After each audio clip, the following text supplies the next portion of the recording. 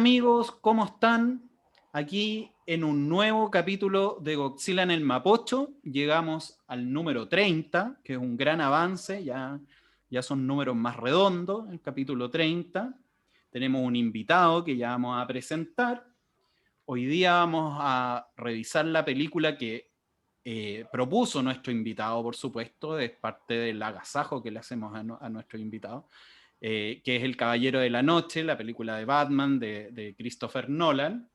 Está como siempre Alejandro Chats, mi compañero acá, que está a la izquierda. ¿Cómo le va, Alejandro? ¿Todo bien? Hola, hola, sí, todo bien acá, listo para un nuevo programa. Perfecto. Bueno, y nuestro invitado es Daniel Lev. Yo lo voy a presentar un poco, a pesar de que fuimos compañeros del colegio, así que es amigo, lo conozco bien, pero se lo presento al público. A nuestros seguidores. Daniel es filósofo de la Universidad Católica. Corrígeme, Daniel, si me mando una embarrada ahí y no te digo algo mal. Es doctorado en Alemania, ¿cierto? Hiciste un doctorado en Alemania y es académico de la Escuela de Gobierno del Adolfo Ibáñez. Facultad de Artes Liberales, desde hace Facultad, poco. Facultad de Artes Liberales. Perfecto. Perfecto. Y hace poco lo escuchamos profusamente en varias radios y medios de comunicación porque sacó un libro que se llama Ética y Coronavirus también. Y vi varios reviews bien interesantes y varias entrevistas que te hicieron bien entretenidas. ¿Ok? Y lo más importante de todo de Daniel, filósofo, ahí hizo colaboraciones con la Universidad de Oxford, Porto Alegre, vi muchas cosas, pero lo más importante, Daniel, es que me enseñó la receta de pizza cuando estábamos en el colegio, que la sigo copiando hasta el día de hoy, una receta exquisita. ¿Cierto que es buena, Alejandro, tú que vivís conmigo? Absolutamente, Eso es lo la mejor pizza. inventó Daniel Lev, así que debe ser reconocido Bueno, primero por eso, ¿ok? estamos Entonces, hola agradecidos acá. Daniel, ¿cómo te va? ¿Cómo estás? Hola, me va muy bien. Muchas gracias primero que nada por la invitación a participar en este número, que me doy cuenta que es un número especial porque es redondo, los 30, ¿no? Gracias Alejandro y gracias Johnny. Un placer estar acá. Perfecto. Oye, Daniel, cuéntanos por qué elegiste la película dentro de todo el mundo, porque te dijimos podías elegir cualquier película. ¿Por qué elegiste El Caballero de la Noche? ¿Qué es lo que ves de esta película? Y si nos puedes contar un poquito de la película, porque a pesar de que es una película ultra conocida, pero algo que nos digas de la película y también por qué la elegiste. Ya, sí, claro, es difícil cuando te dan todas las posibilidades del mundo para elegir escoger algo, ¿no? Y quizás la razón por la que escogí esta película es porque el personaje de Batman, en contraposición sobre todo al del Guasón, me parecen especialmente atractivos. Y creo que de la trilogía de Christopher Nolan esta es la más lograda de las tres. ¿Por qué me parece atractivo? Yo creo que Batman es mucho más y mucho menos de lo que nosotros pensamos usualmente, y eso lo podemos ver bien con el Guasón. Y al notarlo podemos ver por qué esta película, por qué Batman y especialmente esta película puede ser tan importante para pensar el modo como vivimos en sociedad, de alguna manera, o mejor dicho, cómo organizamos el poder en sociedad. Eh, si se dan cuenta ustedes, Batman es uno de de los superhéroes menos superhéroes que existen, ¿no? Batman no tiene superpoderes. Batman es el resultado del empeño y de capacidades asombrosas, digamos, para aprender todas las artes marciales, no solamente algunas, sino que todas, y una inteligencia asombrosa y además de una fortuna inagotable, al parecer, que le permiten desarrollar equipamientos tecnológicos para alcanzar algo parecido a superpoderes. Pero Batman no tiene superpoderes, eso no hay que olvidarse. Batman es un ser humano. ¿Mm? ¿Y qué es lo que él quiere lograr? Lo que él quiere lograr es el orden. Lo que él quiere lograr es el orden en medio del caos. Y dense cuenta que este deseo por lograr el orden en medio del caos es, de alguna manera, el proyecto de la modernidad. La idea de dejar fuera todo lo sobrenatural, lo azaroso, y dejarlo todo más bien descansando en manos de la racionalidad. El problema, y es por eso que los hace tan humanos, no solamente porque no tiene superpoderes a Batman, es que a la base de Batman lo que hay es miedo. acuérdense ustedes mismos que Batman, fundamental en su vida, no solamente cuando matan a sus padres, cuando van saliendo del cine, sino que cuando él cae en un pozo y queda encerrado, no pertenece a esta película, pertenece a otras, pero pertenece a la historia, digamos, queda encerrado de niño sin poder salir de ahí, aterrado por los murciélagos. Tomar la imagen del murciélago es una manera de superar ese miedo que tiene. Es un personaje que tiene miedo, que trata de imponer el orden mediante el miedo, es un caballero de la noche, es un guardián que está espiando qué es lo que sucede en su ciudad. Y por el otro lado tenemos al Guasón, que es prácticamente una imagen inversa en un espejo de lo que es Batman, ¿no? Pero me atrevería a decir que no es solamente una imagen inversa. ¿Por qué una imagen inversa? Bueno, dense cuenta que Batman es una persona muy seria. Yo no me imagino a Batman corriendo, disfrutando, como Spider-Man cuando va de edificio en edificio en Nueva York, ¿no? Es un tipo muy serio.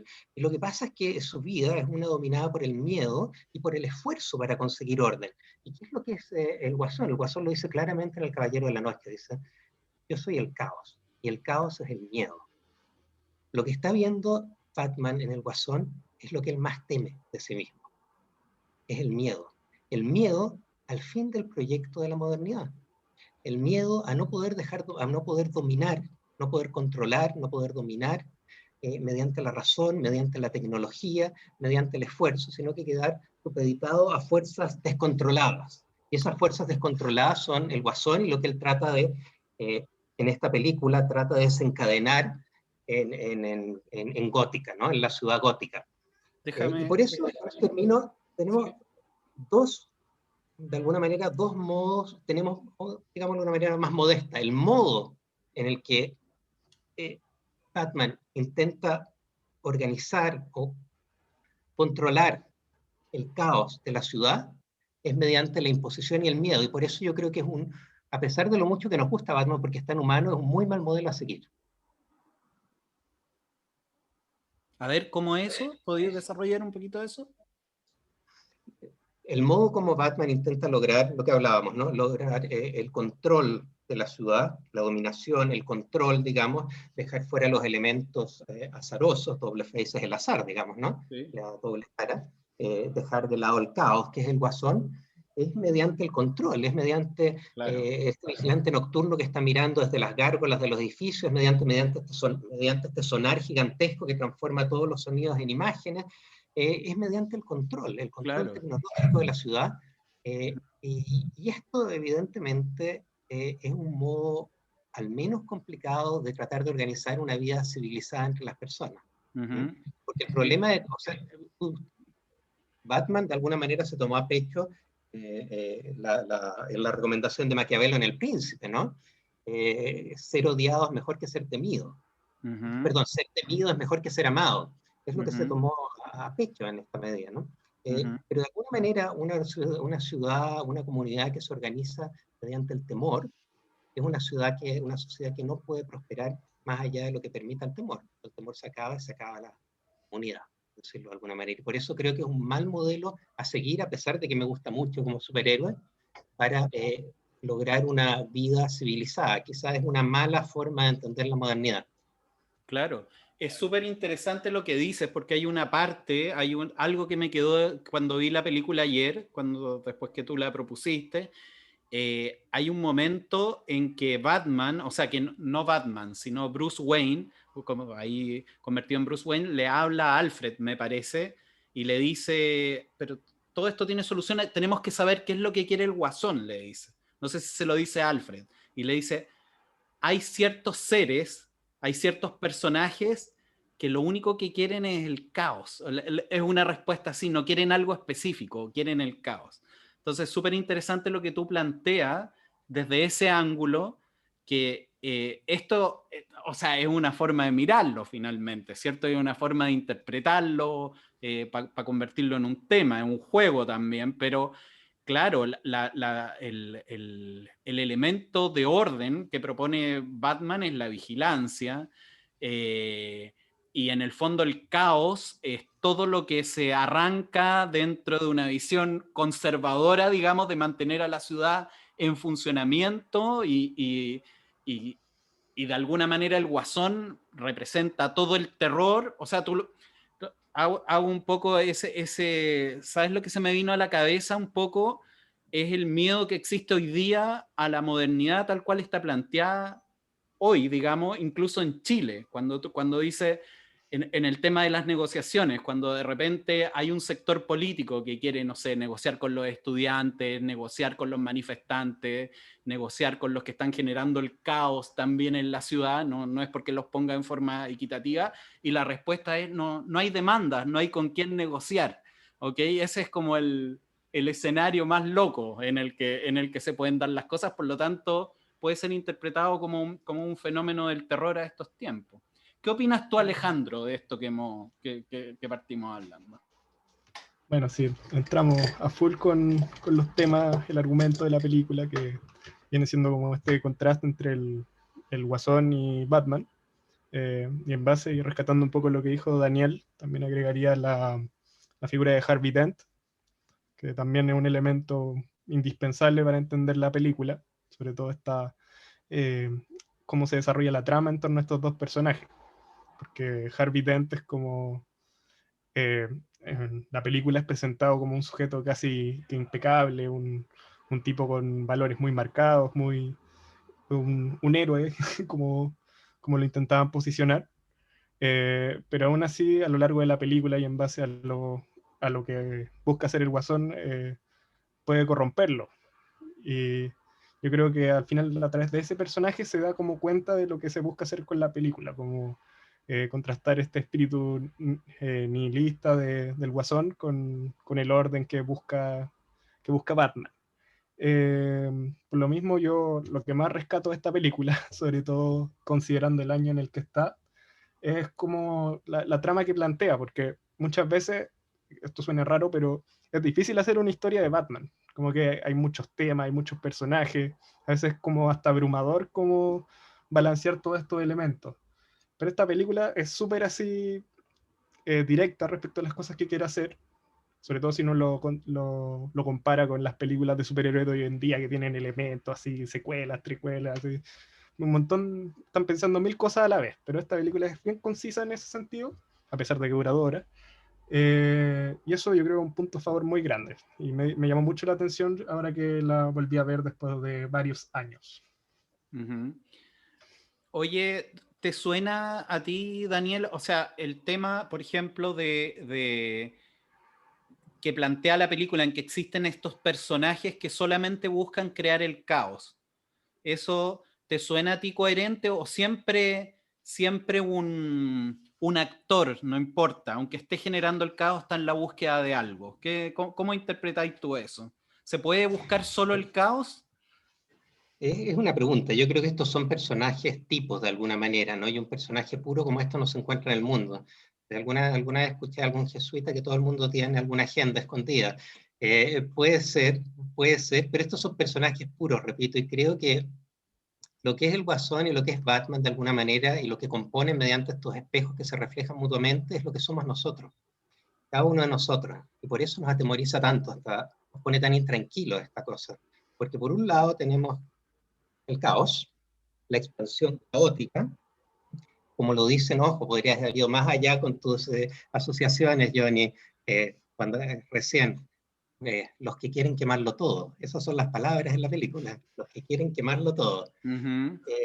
Y por otro lado está este deseo de controlar y controlar mediante la razón y el esfuerzo, que es Batman.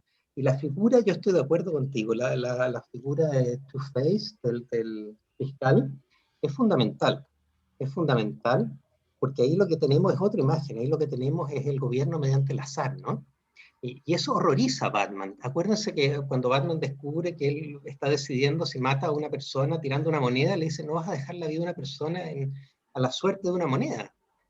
Eso, lo que necesitamos es control. Necesitamos control mediante el uso de nuestra razón de toda esta estructura social. Pero volviendo al punto, yo creo que el Guasón y Batman, que a veces incluso el fiscal, es lo que somos cada uno de nosotros y que lo que luchamos permanentemente por coordinar de alguna manera más razonable. Algunos son más Guasón que otros son demasiado Batman, y quizás algunos demasiado, ¿cómo se llama el fiscal? Se me olvidó.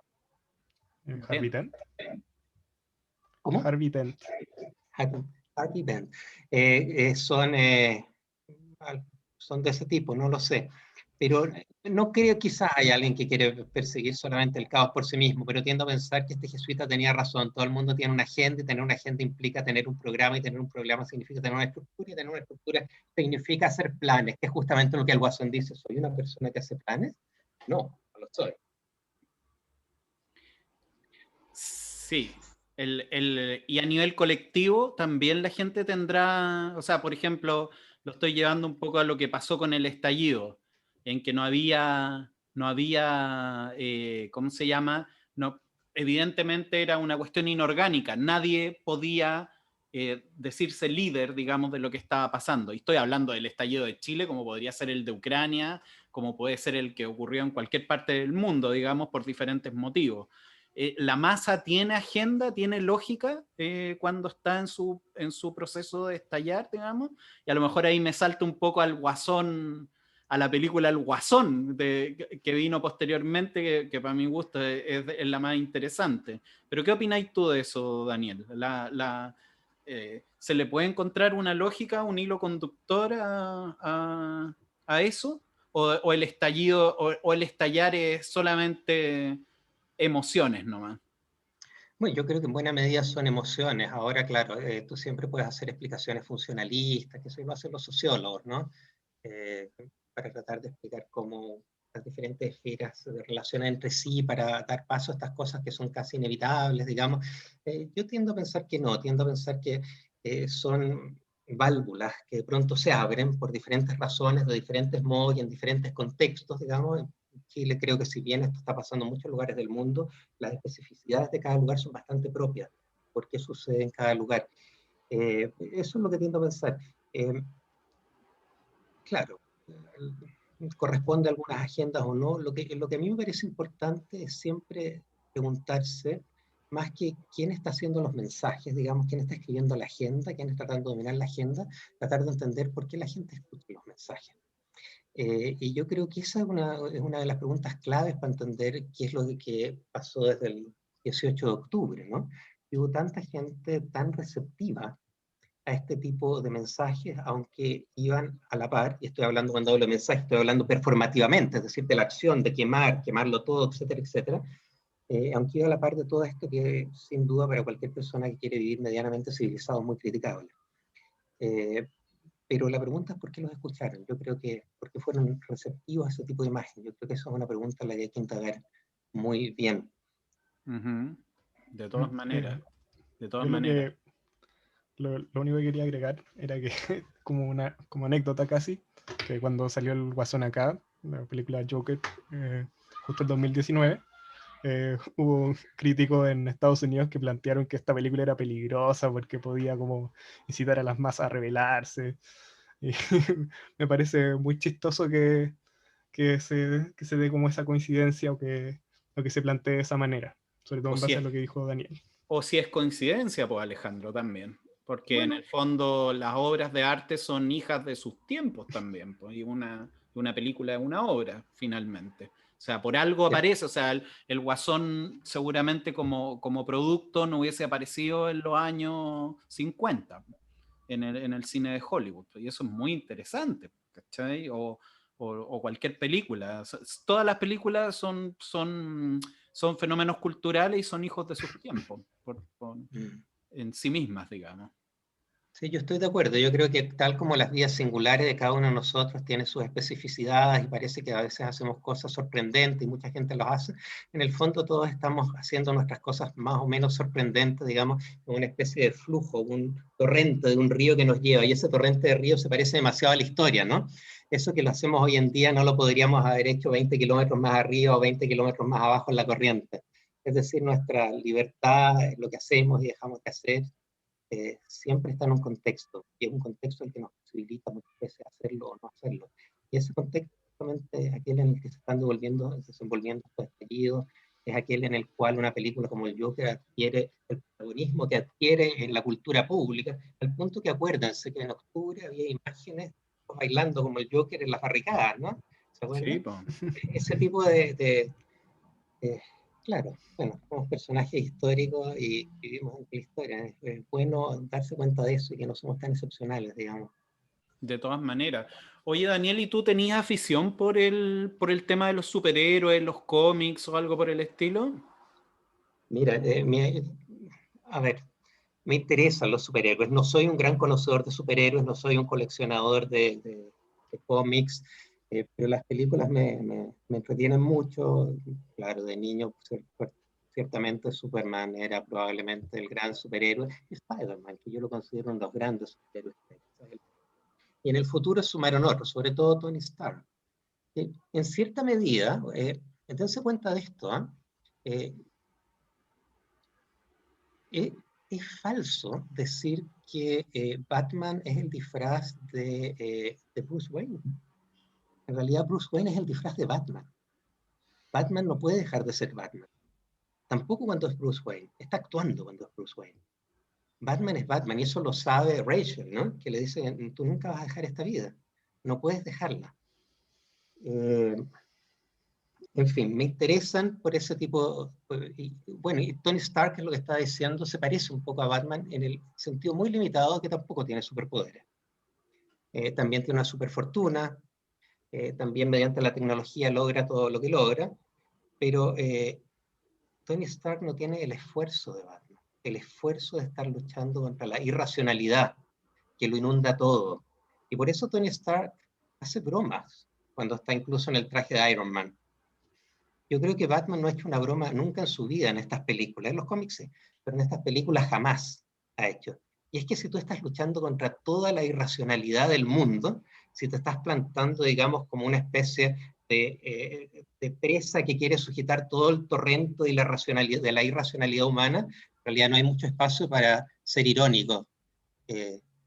Por el otro lado, el Guasón es la ironía misma.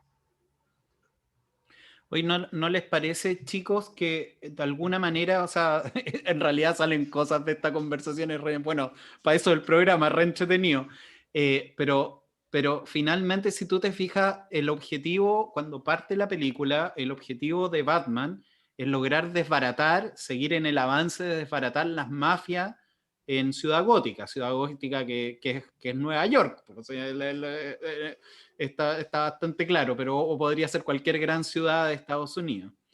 Y la forma de desbaratar el problema del crimen, es a través de lo punitivo, es a través de los golpes, de meterlos presos, de destruir al enemigo, digamos, a través de los poderes tecnológicos de Batman, como podría ser en otra película, los superpoderes de cada uno de los superhéroes. Pero aunque sea un cómics y aunque no tenga más, bueno, hay cómics que son más profundos, pero igual no tengan mayor pretensión, esto va a un público masivo, independientemente que algunas películas de superhéroes son más profundas como esta y otras no, finalmente ninguna plantea, o sea, sabemos en el mundo real que ningún problema se soluciona a través solamente de lo punitivo, de los golpes, de meterlos presos, de matarlos, sino que evidentemente la mafia existe porque hay una red, porque le soluciona la vida a un lote de gente que le da, que sea, por ejemplo, el narcotráfico, que le da sueldos más importantes de lo que ganarían en el mundo real. O sea, ninguno se hace cargo finalmente la mafia es el resultado del problema, pero el síntoma nunca aparece en esto. Desde ese punto de vista, es una visión súper conservadora la de los superhéroes. Pues es súper de derecha, si lo quieren mirar de alguna manera. Es como la posición de que ante el problema la solución es policial. ¿O me equivoco? ¿Cómo lo ven ustedes? Mira, respecto a esa idea, como tradicionalmente los cómics, o gran parte de ellos, nacen justamente en un periodo en el que como que hay pocos matices respecto a estas cosas. Por ejemplo, el Capitán América o gran parte de los superhéroes que creó Stan Lee, que es como uno de los creadores más importantes de cómics, surgieron durante la Guerra Fría, a principios de la Guerra Fría. Capitán América incluso antes hacía propaganda contra los nazis. Entonces como que esta idea se ha instaurado desde el principio en los cómics. Pero ahora que ha avanzado, que ha retomado la popularidad en los cómics, valga la redundancia, eh, se ha como intentado deconstruir un poco la idea de lo que plantean los héroes, desde esa perspectiva más tradicional. Dicotómica. Claro. Por ejemplo, Watchmen es una novela que es muy reconocida por hacer esto, creada por Alan Moore, que no, es como un outsider completo de todo lo mainstream, y es como un weón así muy particular, dejémoslo ahí. Y él como que empieza a plantear esta idea de como estos héroes que no son, que ya les puede encontrar así como sus pañitos sucios, digámoslo así. Entonces como que yo creo que algo más bien de la época, que quedó instaurado de esa manera, pero aunque aún así es muy interesante plantearlo y ver cómo evolucionan estas ideas. Por ejemplo, si en esta película, en la que es claramente una exposición de dos formas de casi de ver la vida, empezaron a agregar como esos elementos, para mí perdería un poco el peso de lo que se busca hacer. Entonces, yo siento que aún así no es necesariamente algo malo. Ajá. ¿Y cómo lo ves tú, Daniel, esto? Porque finalmente una simplificación entre los buenos y los malos, que siempre una simplificación te resuelve el problema, digamos. Sí, yo que tiendo a pensar con Alejandro que esto está en el origen de los cómics, pero quiero hacer la salvedad de que esa distinción entre los buenos y los malos no está tanto en Batman, porque Batman no es completamente bueno. Y eso es lo que lo hace tan especial, a diferencia de Capitán América, por ejemplo, que es, digamos, la bondad americana personificada. Pero volviendo a tu punto, sí, Gótica es Nueva York, ¿eh? Pero un Nueva York bastante especial, un Nueva York bastante especial. Eh, el nombre no es casual, y no es solamente la estética, ¿no? Gótica viene del germánico, que era el lugar de los dioses, y se asoció con todo lo germánico, es decir, era con el modo como se denominaba a los bárbaros cuando invadían Roma. Y por lo tanto, Gótica es un Nueva York bárbaro. Eso es lo que es una ciudad barbárica. Y eso es lo que muestran las imágenes es una ciudad llena de criminales, etcétera, etcétera, ¿no? Y claro, estoy de acuerdo contigo, el modo de hacerlo de él es punitivo, y ni siquiera es punitivo abierto, por lo menos, pero tiene límites, ¿no? Él no pega fuerte, pero podría pegar más fuerte Batman, y no lo hace. Deja a los criminales a la policía. ¿Mm? Se los lleva a la policía incluso, Es etcétera, etcétera. interesante eso. Tiene una confianza profunda, y eso es bien raro, bien especial, en la psiquiatría Batman.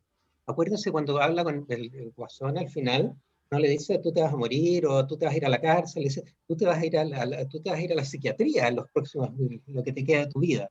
Es decir, una confianza profunda en que la psiquiatría puede mejorar a las personas de toda esta irracionalidad.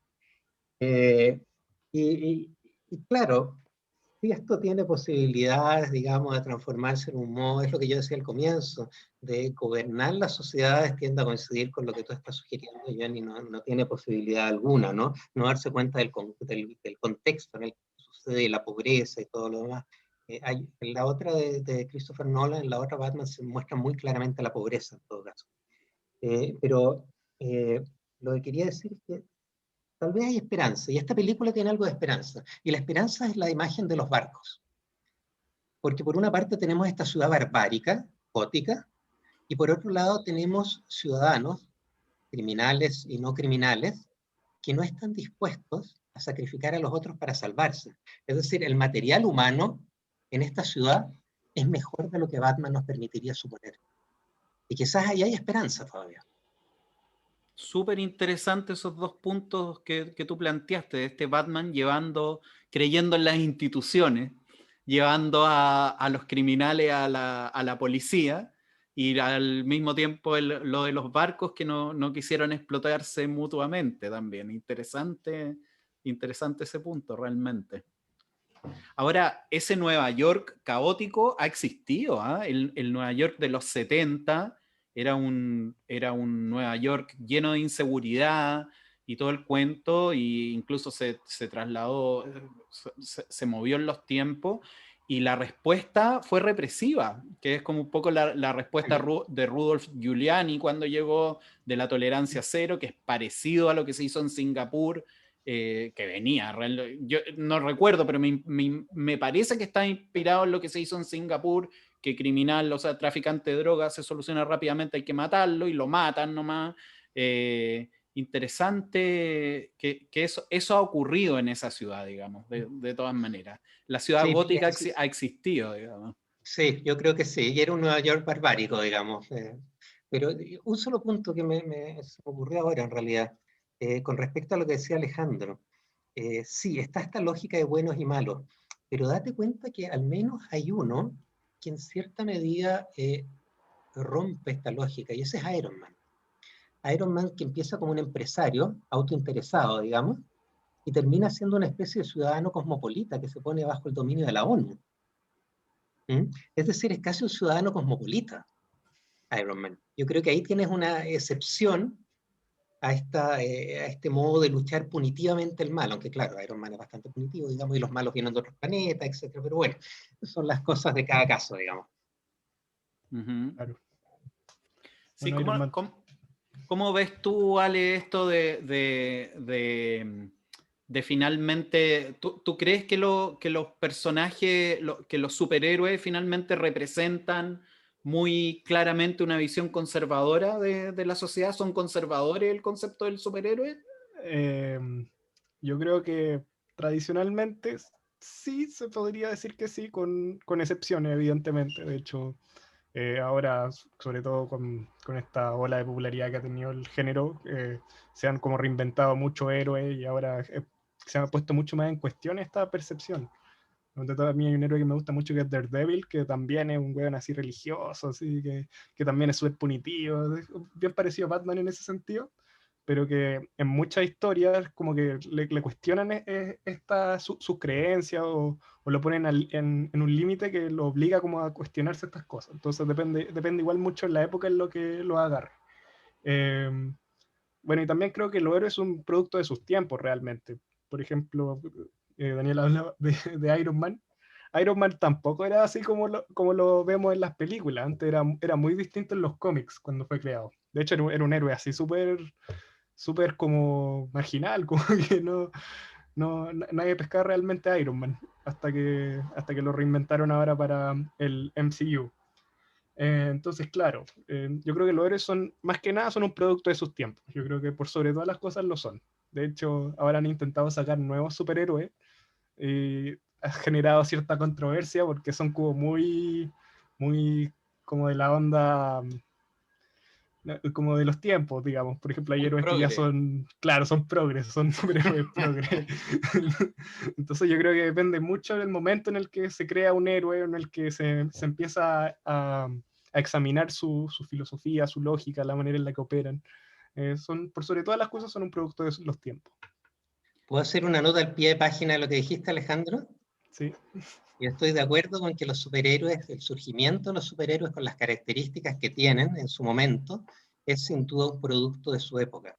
Pero me atrevería a especular que, tal como en los clásicos de la literatura, a los cuales volvemos una y otra vez a través de la historia y a través de nuestra vida individual también, porque siempre encontramos algo algo nuevo, en lo que nos reconocemos, preguntas fundamentales, respuestas fundamentales que van mucho más allá del momento particular en que esas novelas o esas obras de la literatura universal fueron concebidas. De igual modo, nosotros vamos a los superhéroes, nos gustan tanto los superhéroes porque ahí encontramos algo universal, encontramos respuestas universales a problemas constantes con las que nos vemos enfrentados como individuos y como humanidad. Tienen algo de universal los superhéroes en este sentido. Y claro, si ustedes quieren conocer a una persona, cualquiera de nosotros quiere conocer a alguien, lo peor que le puedes pedir es que se defina, digamos, que hable de sí mismo, ¿no? Sabemos, no somos transparentes hacia nosotros mismos, no tenemos idea de quién somos, nos ocultamos bajo 1000 capas, Freud nos lo ha enseñado, digamos, pídanle que describa el mundo. Y en la descripción del mundo va a proyectar sus miedos, sus anhelos, sus temores. Y yo creo que de la misma manera, del mismo modo, tú le puedes preguntar a cualquier persona que describa a sus superhéroes y vas a conocer mejor a esa persona. Chuta, Los con superhéroes son una esa... expresión de sus miedos y deseos. Excelente, con esa intervención quedamos para cerrar el programa. Te pasaste, Daniel, realmente buenísimo. Oye, vean, hablando de lo que estábamos viendo, vean The Voice, que es una serie de... The Voice se llama, ¿cierto, Ale? La de Amazon Prime, que es The Voice. justamente superhéroes, las dos caras de los superhéroes, ese superhéroe bastante malvado, que está en Amazon Prime. Te la recomiendo, Daniel, para que le eche una mirada. Oye, La voy a ver. muchas gracias, Daniel. Bueno, muchas gracias a Alejandro, como siempre, por participar. Y muchas gracias, Daniel. Realmente estuvo súper interesante. A ver si te podemos invitar para otro capítulo también, para que sigamos Cuando quieran. chachareando. Cuando ¿Ah? quieran. Sigamos hablando de superhéroes cuando quieran. Sí. Spider-Man es un gran superhéroe, ¿eh? Eso, para la próxima te vamos a pedir que elijas otra película y por supuesto tendrás la libertad de elegir el superhéroe que quieras. Tu favorito, Ok. el Topollillo o lo que sea de tu gusto. Muchas gracias por la invitación, ¿eh? Lo pasé muy bien, cuando quieran. Ya, pues muchas gracias, Daniel. Bueno, con Gracias, esto Daniel. damos por cerrado el capítulo de hoy y la próxima semana estaremos con un nuevo tema, con una nueva película. Así que muchas gracias y que estén muy bien. Chao. Chao. Chao, chao.